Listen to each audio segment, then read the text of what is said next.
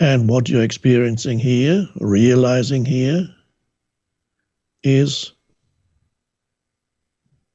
the Tao, or consciousness in its pure form.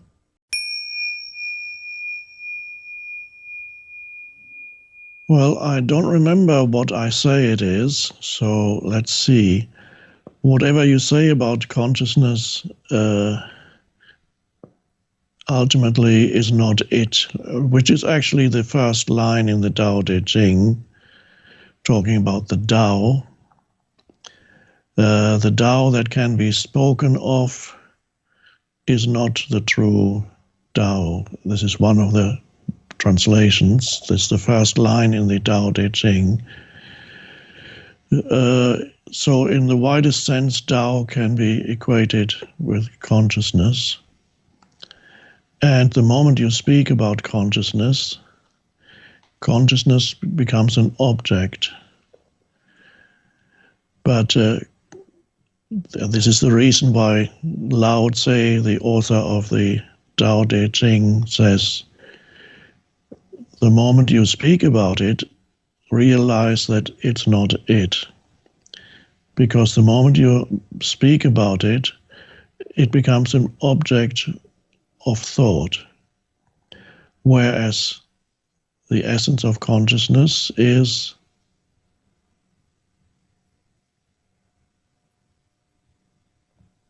that it is the eternal subject. So consciousness, you cannot understand what it is. You can only realize it as the essence of who you are. And instead of talking about it right now, I suggest that you, I, right now, see if we can realize or even just get a glimpse of what is meant by consciousness. And you might notice that the words I'm speaking are slowing down a bit. And if you're listening attentively, then your attention will be such that you tune in completely to the words which arise out of thought and make them your own. So, as I speak, these words are perceived by you and they become thoughts in your mind. And if you're very attentive, then you don't add any other thoughts. So you can actually experience this moment of me speaking in the same way in which I experience this moment. I experience this moment as thoughts that become words arising spontaneously. But I'm slowing down, which means in addition to the thoughts and words arising, there are gaps in this discourse. There are gaps between words and sentences. There's lots of gaps. And if you're attentive enough, then you will also become aware of these gaps. So you're aware of the words, which are only pointers right now. The words that I'm speaking right now are only pointers that point your attention towards the gaps where there are no words and no thoughts.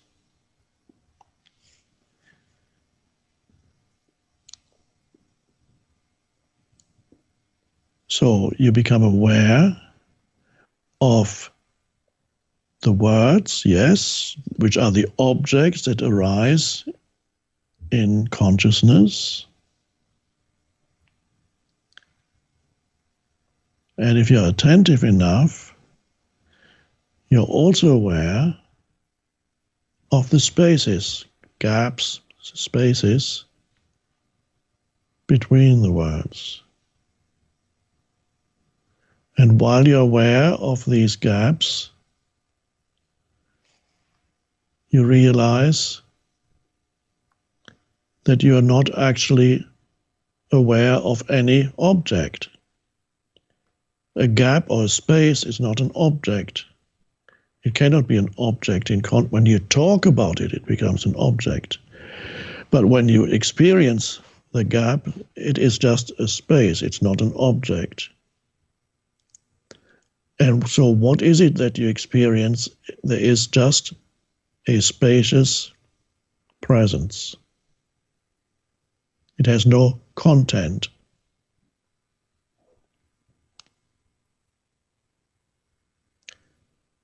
And what you're experiencing here, realizing here, is the Tao, or consciousness in its pure form, its pure no form, before it becomes something, before it becomes a thought or words.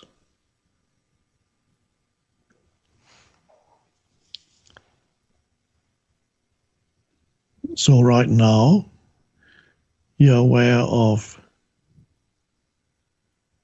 sense perceptions, because you can still see me.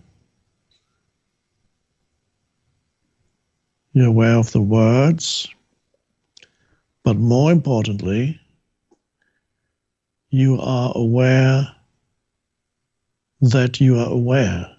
You know yourself as this aware presence, space. Without that space, that aware space, there would be no sense perception. It is the light of consciousness in which all the objects of consciousness are perceived. Most people are not aware of themselves as consciousness. They're only aware of the objects that arise in consciousness. And their sense of identity also, their sense of who they are, ultimately is an object that arises in their consciousness. That's me. This is my story, me and my story, my identity. I am this and that and all those things together, that's me. But they're all thought forms or emotional forms that arise in consciousness. They are an object in consciousness. And this object in consciousness, for most people, is the foundation of their sense of identity. But that, unfortunately, is an enormous limitation and ultimately a misperception of who they actually are. Most people's sense of identity, therefore, is based on a misperception, because who you truly are is not an object in consciousness. That's ephemeral. It is here for a while, then it evaporates. who you truly are, is the space of consciousness itself. And so you become aware of an underlying presence, just to use a word, a wakefulness.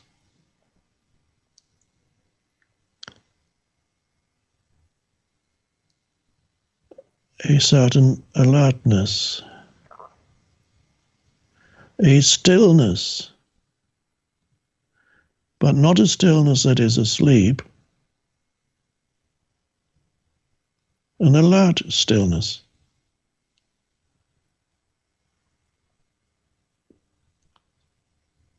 That's the realization of consciousness, of yourself as consciousness. That frees you from this misperception that you are an object that arises in consciousness, the egoic self. That has its place, of course. You have a past, you have certain conditioning, your mind, your mental emotional field is conditioned in certain ways, and that conditioning becomes the person or the personality. But there is a deeper dimension, a transcendent dimension to your identity. And if you realize that, that's an enormous liberation from this extremely limited and ultimately erroneous sense of self that is the person.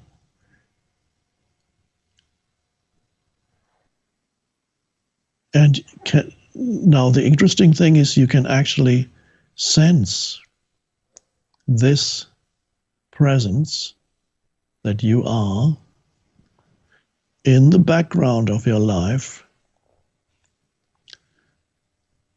at all times. Now you may not be able to do that yet. It may become obscured many times, and then again you become identified completely with the conditioned mind, with the personality, with the person, with its reactive patterns, its conditioned likes and dislikes and opinions and so on. So, and then suddenly you know yourself as this alert stillness. So it's deeply satisfying to know that there's infinitely more to you than your personality. So you still have a personality, but it's no longer a prison. It's no longer your prison. You're no longer totally confined within it. You're aware of a transcendent dimension to who you are. And this can only be realized directly.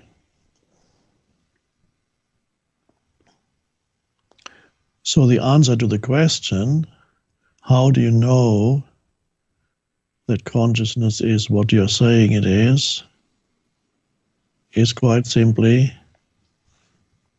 this: the cessation of thought and what remains is the unconditioned consciousness. That's who you are in your essence, but that's not only who you are, that is also and more fundamentally who or what the universe is. in its essence.